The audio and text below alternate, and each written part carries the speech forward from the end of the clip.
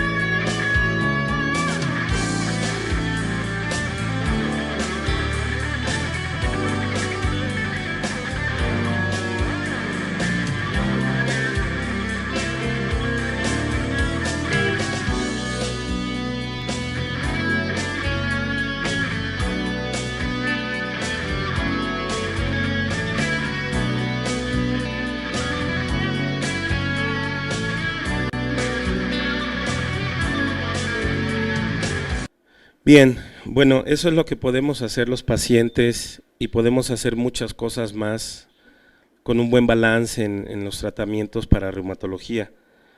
Se darán cuenta que para mí en lo particular no ha sido fácil recorrer este camino y aunque tengo un currículum muy amplio y un éxito profesional, aún así yo en 1995 perdí mi trabajo, perdí mi carrera. Fui un artista yo famoso en los 90s, vengo de familia artística famosa aquí en México, tuve una carrera importante en México y en Latinoamérica, con el grupo con el que tocaba, también trabajé con Joaquín Sabina, también con Rod Stewart, trabajé con artistas muy importantes, pero quiero decirles que el primer síntoma que yo tuve fue en el Palacio de los Deportes, en un lleno total de 22,000, 30,000 personas, ya no me acuerdo, en un concierto donde se me inflamó el dedo índice de la mano derecha. Y fue una noche terrible porque toqué muy adolorido. Los siguientes meses las giras, las desveladas, los aeropuertos, los hoteles, las malpasadas nocturnas, salir muy temprano de un aeropuerto al otro, acabaron por llevarme a un extremo en la artritis reumatoide donde perdí yo mi trabajo. He podido recuperarme estos 18 años, pero ahorita estoy aquí más como paciente, como humano, en la voz de todos los que padecemos esta enfermedad de las familias. Y hubo quien me decía que para esta conferencia me luciera como un paciente especial y la verdad es que no lo voy a hacer porque no lo soy. Soy un paciente común y corriente y quiero que así me vean porque sería injusto que este espacio yo lo desaprovechara en voz de todos los que sufrimos tanto dolor, muerte, toxicidad, tanta frustración y pérdidas a veces materiales y emocionales. Bien. Vemos que las manos son esenciales, ya vimos el ejemplo. La artropatía en hombros también es muy incómodo, yo tengo lesionados mis dos hombros y me acuerdo cuando se me congeló el hombro derecho, pues no me podía peinar, no podía yo levantar el brazo y vemos que hay una implicación ahí en la lámina psicoemocional. En la mujer pues sí expresa sensualidad y erotismo, en el varón también puede representar algún encogimiento de hombros, o ya sea los hombros hacia afuera o hacia adentro, alguna postura que refleje algún estado emocional. Este también tiene su lugar de sensualidad y erotismo en el varón. Pero la verdad que tener una limitación en los hombros es muy fuerte. Yo me acuerdo cuando se me empezó a congelar el hombro izquierdo, dejar pasar casi un año, porque yo sabía que se iba a recuperar, y me dieron un mal diagnóstico diciéndome que una doctora casi me regañó y me dijo que los expertos no se equivocaban y que si mi reumatólogo dijo que se me rompió el tendón escapular, se me rompió. Pedí la resonancia magnética, me peleé con medio mundo y en la resonancia magnética el tendón escapular estaba bien. Entonces así que dejé pasar los años y seguí practicando y ejercitando mis hombros y ahorita los uso pues bastante bien, si no al 100, a un 80. La artropatía en hombros, ahí vemos que bueno, genera una limitación para vestirse, para bañarse. Los implantes, como dice ahí, pues pocas veces se hacen, a veces se desconocen. Yo recuerdo que la primera vez que vi un reemplazo articular tenía yo 13 años y fue cuando vi Terminator. Y la verdad es impresionante ver ahorita cómo hay reemplazos, pero también más impresionante que el paciente reumático no sabe que existen. No sabe y se confina a una discapacidad sin saber que tiene la opción de un reemplazo articular. Son costosos. Algunos expertos pues ahí están todavía escarbando en madurar, en colocarlos. Y siempre hay dicotomías entre que si son segmentados, no son segmentados, que si son pegados, que si el hueso los abraza, etcétera, etcétera, etcétera. Cosas que a veces no entendemos. La artropatía crónica en la cadera, como dice, las caderas nos ayudan a la autonomía, permiten conservar la autoestima, sí, porque es el eje central también de la sexualidad y el erotismo.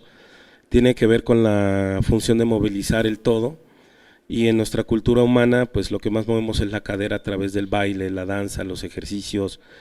Cualquier movimiento mecánico implica un buen centramiento en la cadera. Entonces imagínense lo que es un reemplazo de cadera. Yo me acuerdo cuando me hicieron el mío, descubrí junto con el reemplazo de rodilla que la rodilla duele más que la cadera.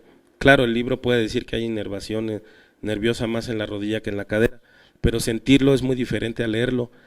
Y el dolor de fémur es una cosa terrible y durísima, aunque fue una muy buena cirugía y me encuentro muy bien, pero que te dé una cirugía con una cortada del tamaño de Frankenstein en el glúteo, que ya no te puedes poner el traje de baño en la playa igual, que te da temor erotizar con alguna persona, una pareja, y sobre todo todos los cuidados que implica llevar a cabo que portemos una prótesis y esto también deben tomarlo en cuenta. Cada parte del cuerpo es muy sabia, el hombro es muy sabio, la mano, la rodilla, la cadera.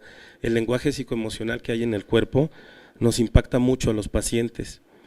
Yo creo que es un error médico cuando nos acusan a los pacientes de que fingimos lo que sentimos o que tal área de nuestro cuerpo la ven como mecánica, como si el cuerpo fuera un objeto. En las rodillas igual, pues las rodillas nos afecta. Yo recuerdo duré con mi artrosis de rodilla un buen tiempo y eso me generaba muchos problemas también de autoestima, de trabajo, psicológicos, porque pues ahí nos permite la motricidad fina, nos permite conducir un auto. En las rodillas también están los medios psicológicos para alcanzar un logro, caminar, correr, subir escaleras, mantener equilibrio. Bien, y vamos ya un poco más a la recta final. Entrando a la parte de los derechos humanos, tanto de obligaciones y derechos de pacientes. ¿Y qué nos afecta a los pacientes? El lenguaje no verbal en la consulta. El 80% del lenguaje humano en el planeta, en los libros, nos indica que es no verbal más que hablado. Pero cuando un médico nos recibe así, o nos recibe con buena cara, pero por dentro se siente como el que está en la imagen, pues claro que hay un lenguaje verbal implícito donde no nos vamos a sentir recibidos o vamos a sentir que el médico nos puede agredir, y más aún la dificultad de que un reumatólogo nos vea 15 o 20 minutos 2 veces al año. ¿Con qué tiempo nos educan? Y no es educarnos, más bien es informarnos de nuestra enfermedad. Entonces la consulta debe ser un espacio lo más lúdico posible para un paciente, pero es muy importante que tomen en cuenta sus actitudes, mirar el reloj, rascarse el cabello. A veces hay médicos que muestran desinterés o que les estamos quitando el tiempo. Hay médicos que se están rascando o nos quieren apurar. En el lenguaje no verbal nosotros percibimos más las carencias que las virtudes, como dice la lámina, ¿no? Y nosotros lo que necesitamos es sentirnos comprendidos y escuchados. Entonces la primera impresión que genera el médico va a determinar si me adhiero al tratamiento o me alejo de él y me pongo en peligro con los tratamientos mágicos que habíamos visto. La exploración. En nosotros los pacientes reumáticos somos muy explorados, pero también es importante que tomen en cuenta que nos pidan permiso para tocar nuestro cuerpo. Yo llevo 18 años invadido corporalmente en la autoestima, en el erotismo, en la sexualidad. ¿Por qué? Por tanta cirugía, tantas inyecciones. A veces viene mi mamá, la vecina, me voy a inyectar una vitamina y me dicen, ¿te vas a inyectar tú solo?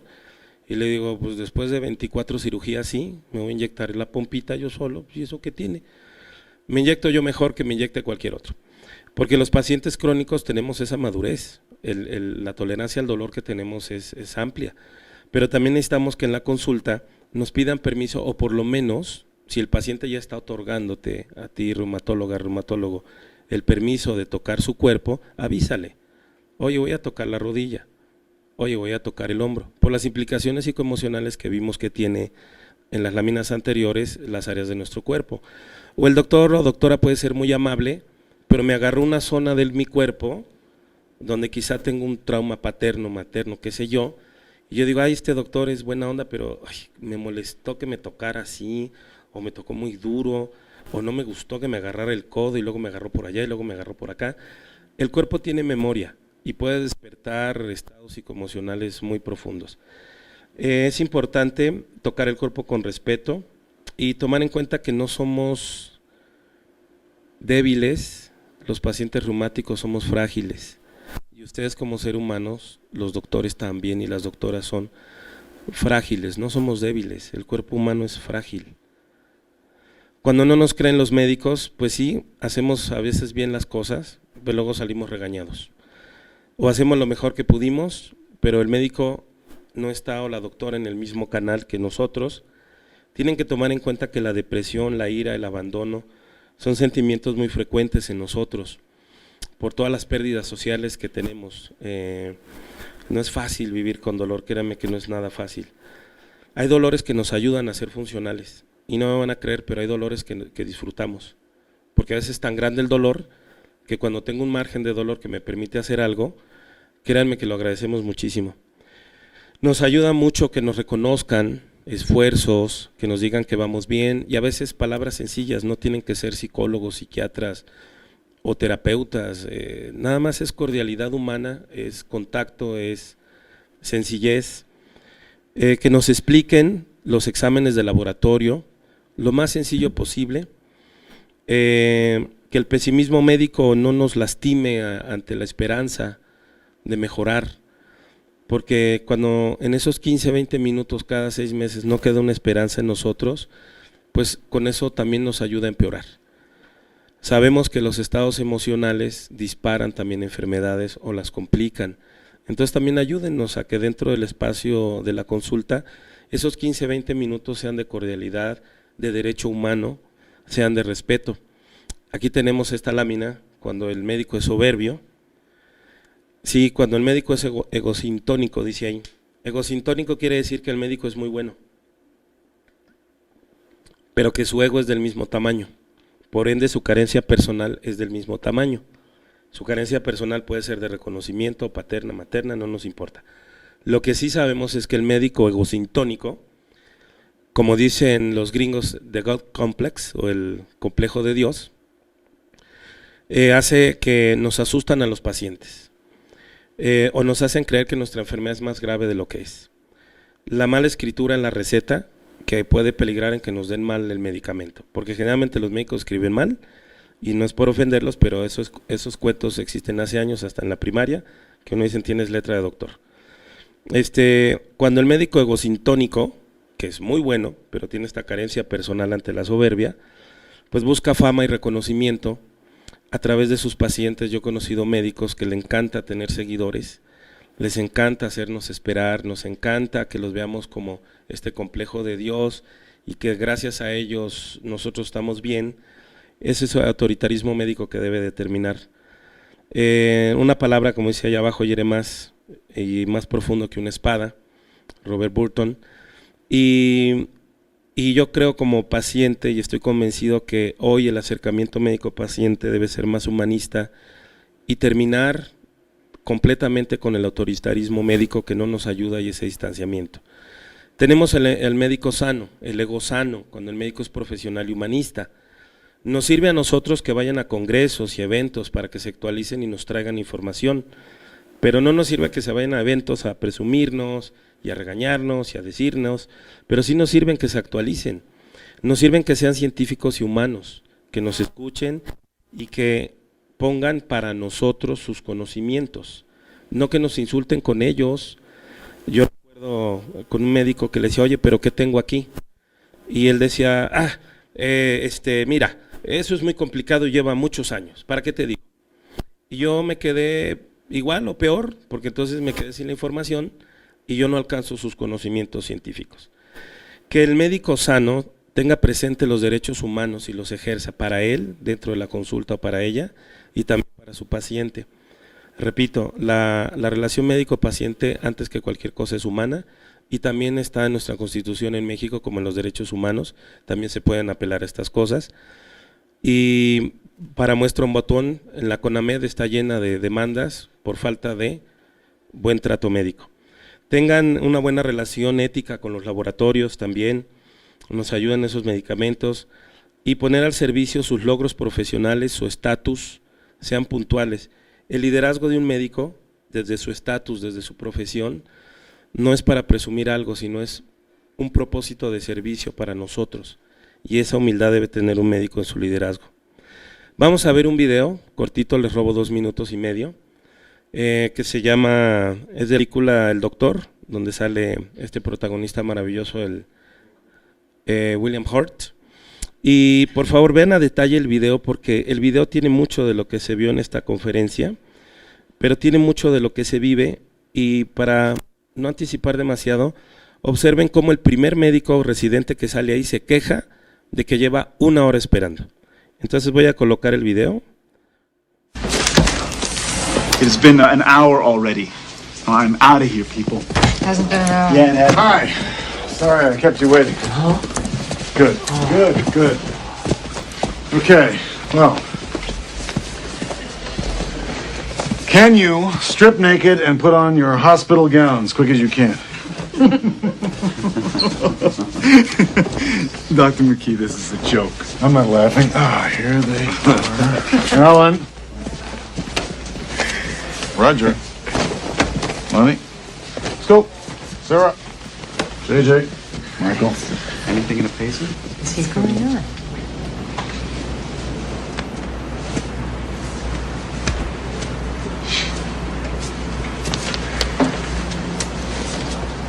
Doctors, you have spent a lot of time learning the Latin names for the diseases your patients might have. Now it's time to learn something simpler about them.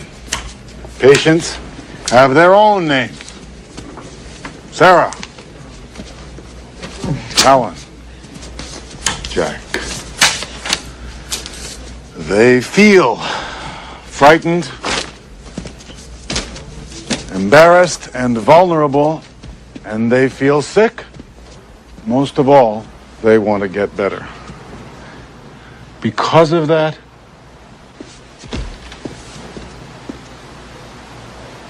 they put their lives in our hands. I could try to explain what that means until I'm blue in the face. But you know something, it wouldn't mean a thing. It sure as hell never did to me. So, for the next 72 hours, you'll each be allocated a particular disease. You'll sleep in hospital beds, eat hospital food. Hospital food. Okay. And be given all the appropriate tests. Tests you will one day prescribe. Unbelievable. You are no longer doctors. You are hospital patients.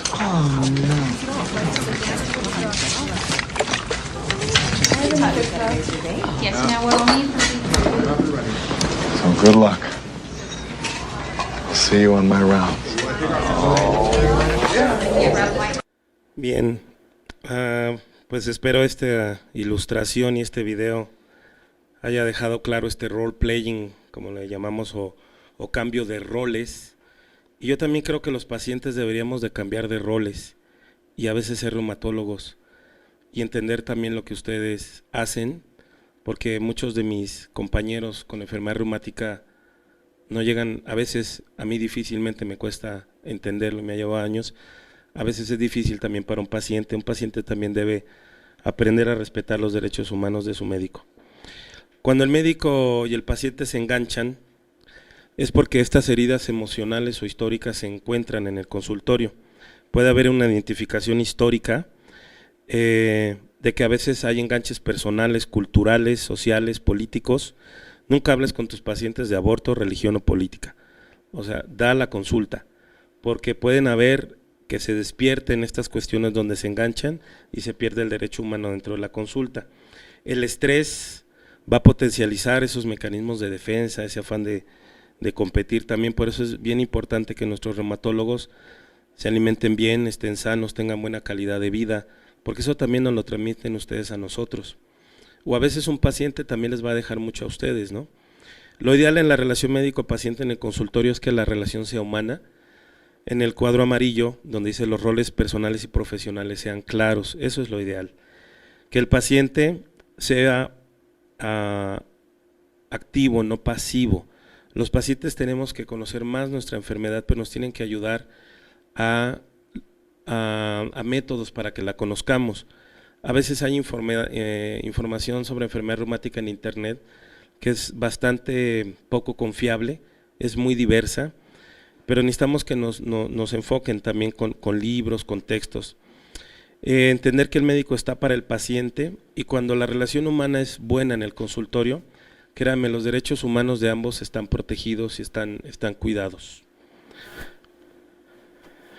Algunos tips que agradecemos nosotros como pacientes, pues es la empatía. La empatía, más allá de ponerse en los zapatos del otro, que sí es, la empatía evita agresión y violencia, porque la empatía hace que nos veamos pacientes y médicos como iguales, que el médico me vea como igual, como su semejante.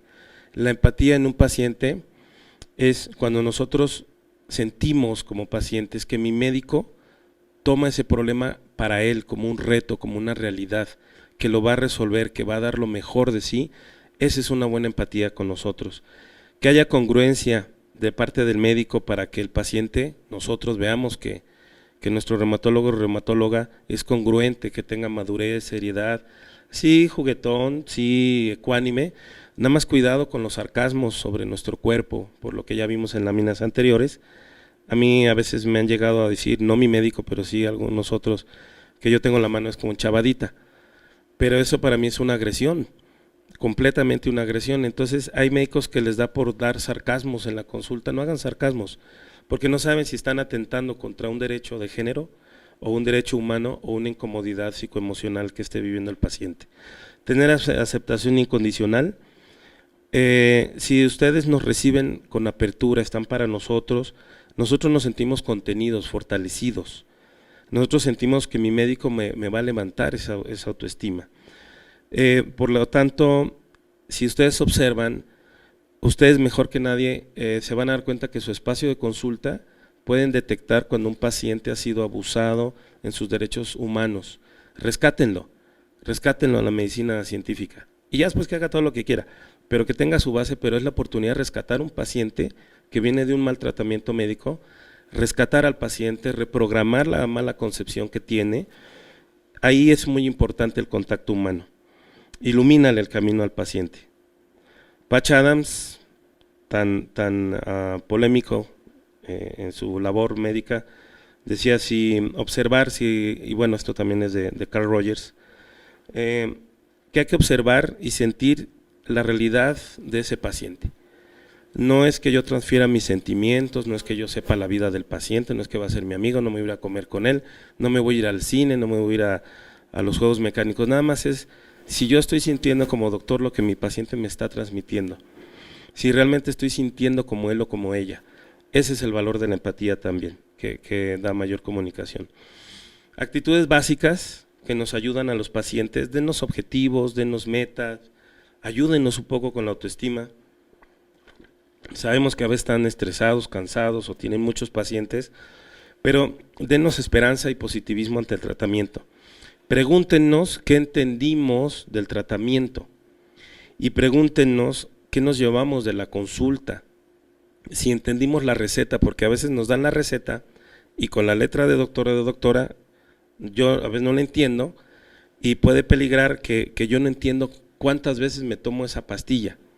En automático los médicos tienen códigos, una pastilla en la mañana, pues uno y una rayita para tachar lo demás. Dos pastillas noche y mañana, pues una rayita en la mañana, una en la noche. Pero a veces uno no entiende esos jeroglíficos y uno dice, ¿y qué es eso? Ah, una pastilla en la mañana y la otra en la noche. Y esta que dice aquí nada más es una en la mañana. Ah, ok.